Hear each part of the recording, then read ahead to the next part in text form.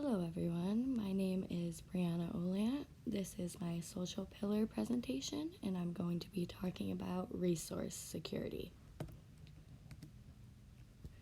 So this is just kind of the basic of how humans are impacting the social pillar, and that's through climate change, and then that causes a bunch of other problems. But humans are causing climate change and global warming. Although there are natural variations in Earth's climate, modern climate change shows that temperatures are increasing more than ever before. Whether people want to believe it or not, the Earth's climate is changing, and scientists determine that humans are causing the Earth's average temperature to rise. Since the Industrial Revolution, humans have been burning an excessive amount of fossil fuels such as coal and gas, which has pumped a lot of carbon dioxide into our atmosphere, disturbing the natural carbon cycle and creating many social problems. So we have the natural carbon cycle versus the anthropogenic carbon, which is human. Natural carbon cycle, carbon exchanges between three large reservoirs: the ocean, atmosphere, and land. The ocean removes carbon from the surface water and the atmosphere and brings it to the deep ocean, while the land stores carbon in living vegetation, soils, and permafrost. Anthropogenic carbon. In the past 100 years, rapid burning of fossil fuels have made CO2 concentrations increase by 40%. Currently, humans emit about 10 billion tons of carbon into the atmosphere per year, and the ocean has taken up about 40% of human carbon emissions, meaning that 60% has stayed in the atmosphere. So this leads to our social issues that are caused by human-induced climate change.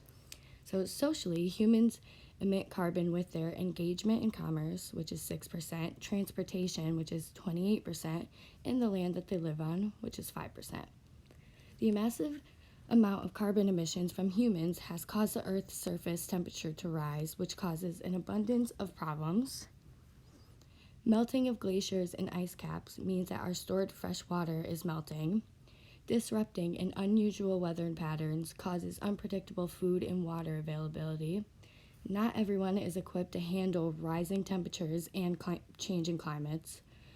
Melting of glaciers also causes sea levels to rise, leading to a destruction of crops, land, and animals.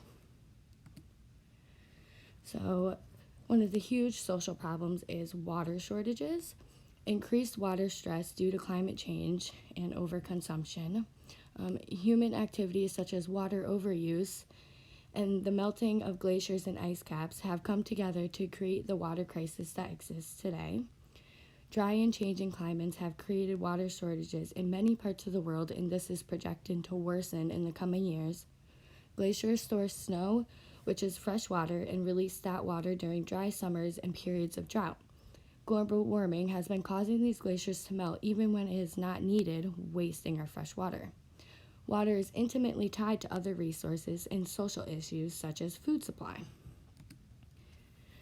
So this is the distribution of Earth's water, and as you can see, a lot of our Earth's water is stored in glaciers and ice caps. And out of all the water on Earth, only 1% is usable by humans, so we really rely on the glaciers and ice caps to store our fresh water. Glaciers melt when it's very dry, but it's a problem when glaciers start to melt when the fresh water is not needed, essentially wasting it. So this leads us to food availability. Extreme weather caused by climate change puts pressure on food availability, access, stability, and use. We rely on farmers to grow our food, but as the climate changes and the temperatures rises, farmers are finding difficulty growing certain crops. The terrain could be too different for the local crops, and the crops just may not be able to survive in higher temperatures.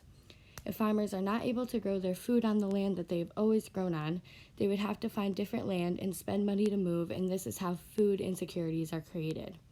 If the climate keeps changing, certain foods may become hard to find in the market or just may not be accessible at all. Now we have destruction of land in agriculture.